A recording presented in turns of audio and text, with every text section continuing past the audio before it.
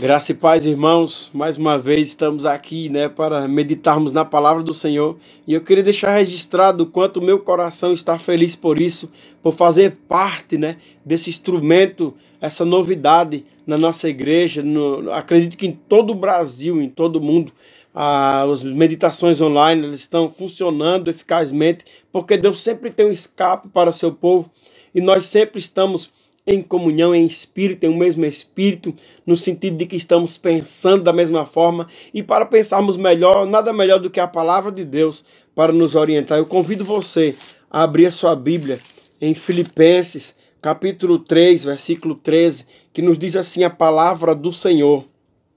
Irmãos, quanto a mim, não julgo que haja alcançado, mas uma coisa faço é que, esquecendo-me das coisas que atrás ficam e avançando para as que estão adiante de mim, prossigo para o alvo pelo prêmio da soberana vocação de Deus em Cristo Jesus. Queridos, o apóstolo Paulo aqui, com certeza, ele estava enfatizando a sua experiência, de como cristão.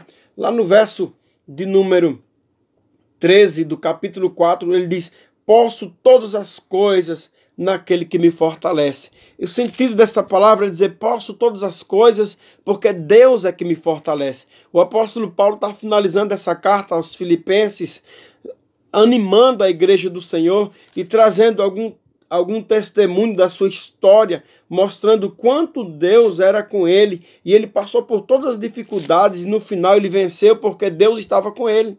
Agora, trazendo desse texto uma noção do passado, uma noção do presente e do futuro, e aplicando para as nossas vidas. O apóstolo Paulo teve um passado difícil, onde ele mesmo perseguia a igreja, onde ele mesmo amargamente sucumbia o povo de Deus. A sua alma ansiava por maltratar os cristãos.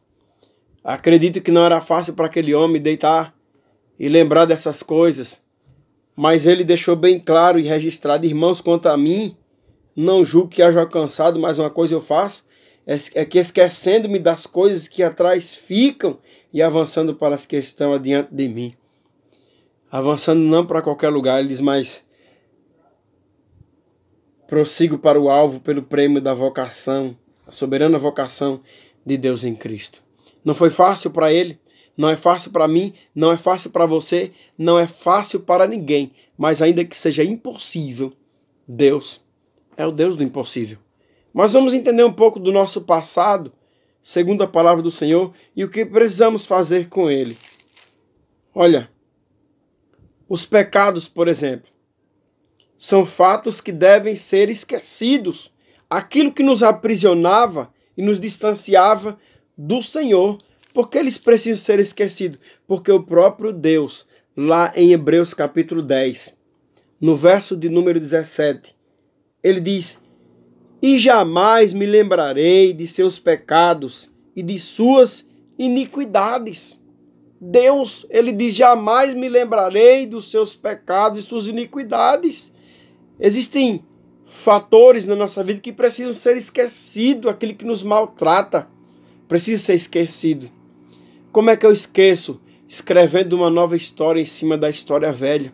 E todos os dias Deus nos dá a oportunidade de escrevermos uma nova história com a nossa família, um novo padrão familiar, um novo padrão de cônjuge, um novo padrão de pai, de filho para pai, de pai para filho, de funcionário, de patrão, um novo padrão onde sucumbe, onde abafa todo o nosso passado que não precisamos mais trazer em conta. Esse padrão do passado ele precisa ser esquecido. Precisamos também nos aceitar. Tem pessoas que não esquecem o passado porque não aceitam o passado no passado. O passado tem que ficar no passado. A própria palavra do Senhor, ela nos diz no Salmo de número 103, verso 3. É Ele que perdoa todas as tuas iniquidades e sara todas as tuas enfermidades. É Ele quem perdoa todas as tuas iniquidades. É Ele quem? É o Senhor, querido. É o Senhor que nos via no passado. É o Senhor que observava a nossa forma de andar e foi paciente, foi longânime, foi compassivo e esperou o melhor momento porque Ele é soberano e Ele sabia que um dia eu e você ia se render aos pés dEle. Nosso passado precisa ficar no passado. Nosso primeiro desafio. Vamos para o nosso segundo desafio. Queridos, esse nosso segundo desafio chama-se presente. Nesse momento, nós estamos vivendo um momento de caos, um momento de muita incerteza, de muitos questionamentos. Na internet nós somos bombardeados e bombardeamos também, às vezes, transmitindo mensagens, talvez que nem edifiquem, mas como está o nosso presente? Filipenses, no capítulo de número 3, no verso 13, o apóstolo, ele diz: irmãos, quanto a mim não julgo que haja alcançado, mas uma coisa que faço, esquecendo das coisas que atrás ficam, e avançando para as que estão diante de mim. Querido, o que está diante de você? Esse é o seu presente. Nós estamos diante de um momento de dificuldade da igreja, do mundo, da sociedade. Mas nós também estamos diante de um Deus poderoso. Como você olha Jesus? Como você entende Jesus? Você entende Ele como aquele Jesus que é justiceiro, um Deus de amor, um Deus que cuida e que guarda? A palavra do Senhor diz que Ele subiu ao trono, está sentado à destra do Pai. Subiu aos céus, está sentado à destra do Pai. João relata um Jesus com a boca como uma espada que corta toda mentira, todo pecado verdadeiro. João relata um Jesus com os olhos de fogo, que antes de eu enviar esse link, ele já sabe de tudo e de todos e conhece todos os corações. João relata um Jesus em santidade, um Jesus puro com seus pés de bronze. Nós estamos presentes diante desse Deus. Você tem noção da grandeza desse Deus maravilhoso? Não podemos parar diante das dificuldades, fazer um grande esforço para ir à frente. Isso é o que nos compete. O apóstolo Paulo, ele nos diz em 1 Coríntios capítulo 15, versículo de número 58, ele vai trazer a ilustração e diz assim: portanto, meus amados irmãos, sede firmes e constantes, sempre abundantes na obra do Senhor, sabendo que o vosso trabalho não é vão no Senhor. É esse Deus poderoso que vai à nossa frente. Aliás, ele disse a Isaías: não temas, porque eu sou contigo, e nem te assombres, porque eu sou teu Deus. Eu te ajudo e te sustento com a destra da minha justiça. Se tem noção dessa realidade na sua vida, neste momento presente, se você tem noção, meu querido, que Deus, Ele possa lhe fortalecer nessa caminhada. E a cada dia que você estiver presente diante da leitura bíblica, que você estiver presente diante dos fatos que estão acontecendo, a cada dia que você estiver presente diante da adversidade, você lembre-se que existe um Deus poderoso, um Deus que abriu o mar vermelho e o povo dele passou enxuto, com seus pés na poeira, seco. Isso é um milagre. Nós temos um Deus que, quando nós esquecemos o nosso passado e nós praticamos no presente, Ele nos conduz a um futuro mais próximo. Porque Deus tem reservado um futuro melhor para o povo dele. O nosso futuro não vai ser depois da pandemia, não. O nosso futuro não vai estar apenas focado para depois da pandemia, não. O nosso futuro vai ser depois que nós passarmos desse plano para o plano eterno. O mesmo Jesus disse: não se turbe o vosso coração, credes em Deus, credes no meu Pai. Na casa do meu Pai tem muitas moradas. Há um lugar reservado onde nós seremos muito mais ainda intocáveis. Um lugar reservado aos braços e os cuidados do Senhor, constantemente.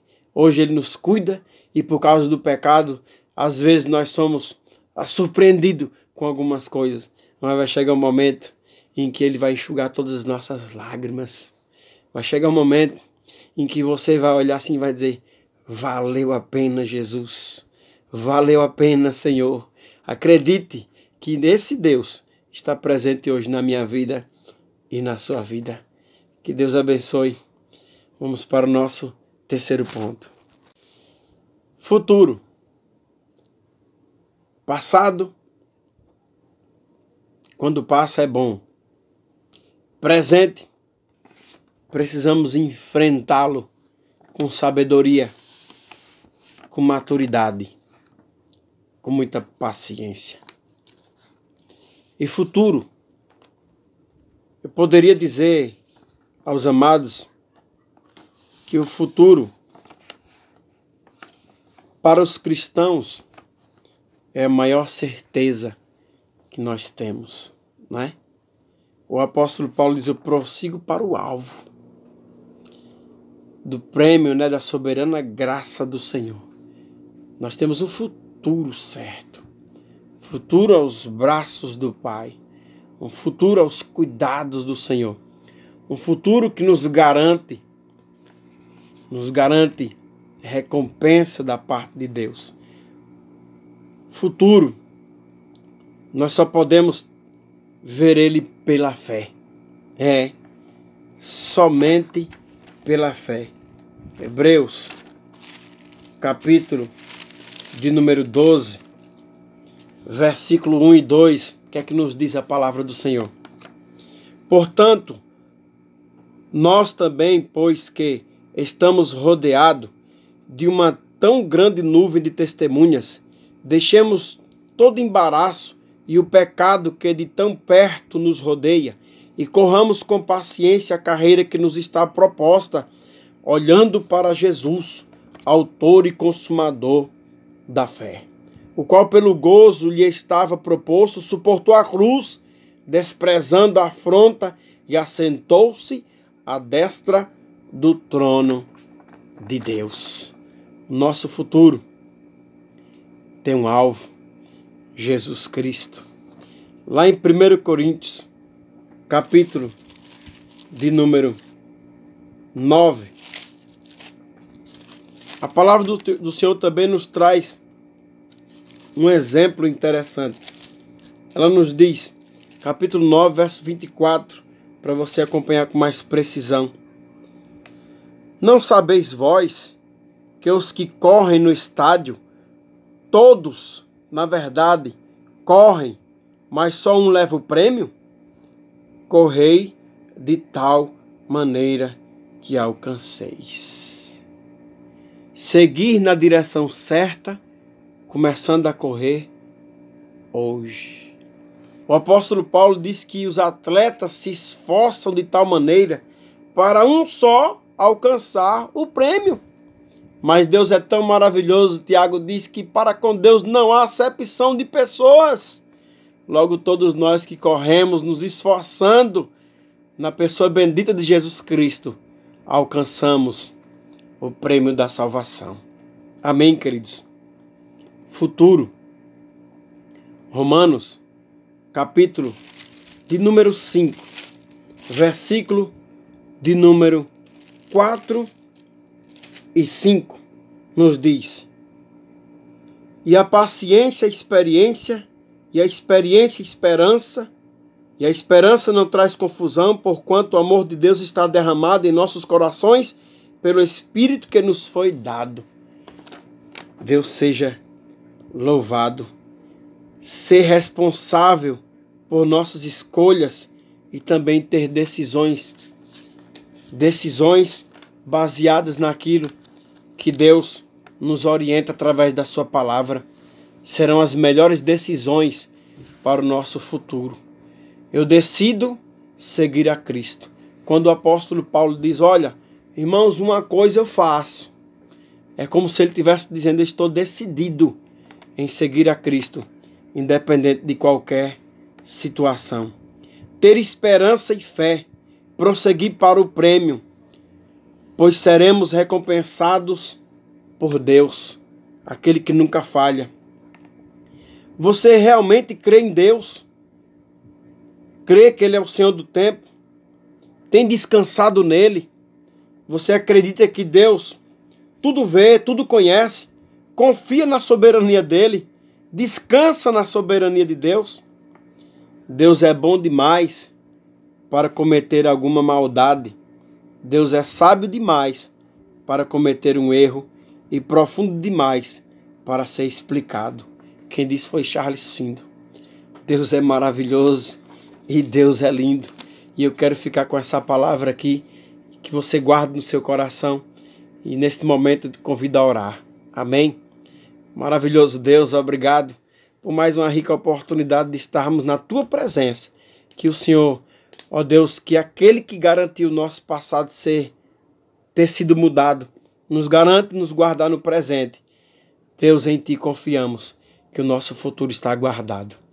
Assim nós te oramos e te agradecemos em nome de Jesus Cristo. Amém? Até o próximo vídeo. Que Deus abençoe.